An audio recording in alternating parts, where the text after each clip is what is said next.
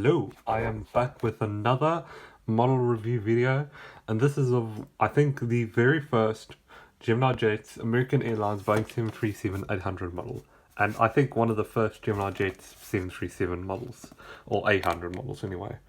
So we have our old American Airlines title here with the American Airlines livery. I like the old livery more than the new one. I'm going to be dead honest here. But then again, I'm basically like a crow in the sense I like shiny things.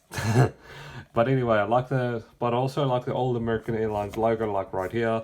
It doesn't say this is a retro model, and I also doubt that it is. Even it might have been modified and is likely still flying today, the specific plane.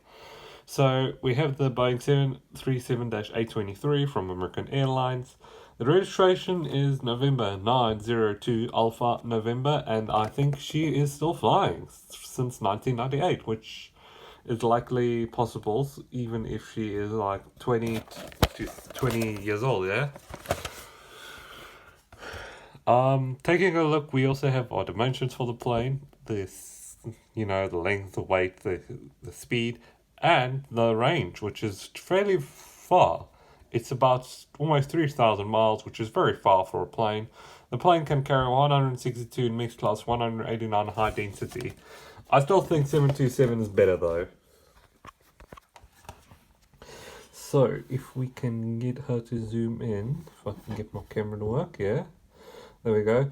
We have our windshield wipers with our windshield details. We also have our little eyebrows. I always like seeing the eyebrows on the 737. Why did Boeing stop that? I always loved the eyebrows, and I'm pretty sure those would have been removed or covered up when the plane was modified. We got the L1 boarding door, the American Airlines title, with our forward row of windows. The gaps in between the windows are for electrics, by the way. We have our wing lights, overwing exits, signage telling us not to step on that part of the wing because that's fuel tank, RCFN 56 engine, wingtip lights. We also have our overwing emergency exits. Then we have the registration at the way back at the bottom, and we have the L2 door, American Airlines title with the American flag, and no APE detail on this older model. But yeah, that's kind of expected. But turning her around, we can actually see similar details here. Also just to note, this thing can sometimes be a little finicky, like sometimes it might stand on its tail and other times it might not. But I think it's deciding to stand on its tail. There we go.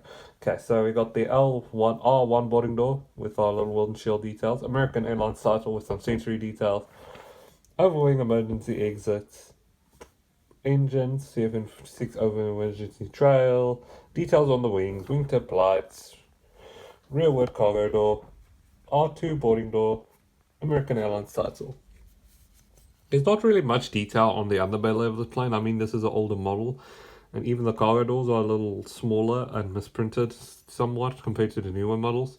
But there is details for the nose cone, some minor sentry details if you can look well enough, even some light details near the Gemini Jets logo and the stand hole, and under engine details.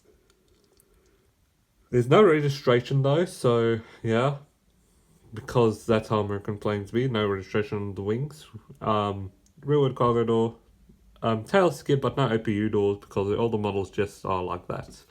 Also, it's interesting to note that the nose gear is shorter than the regular gear, so this plane's got a bit of a tilt if you look at it well. But yeah, that's all I have to declare on this beautiful plane. I would like to thank all my fans for the support, and I would like to say, just thank you, honestly. So, I hope you guys like the review. Please please subscribe. Trying to hit 250 subs by the end of February, so please do it. So yeah, cheers.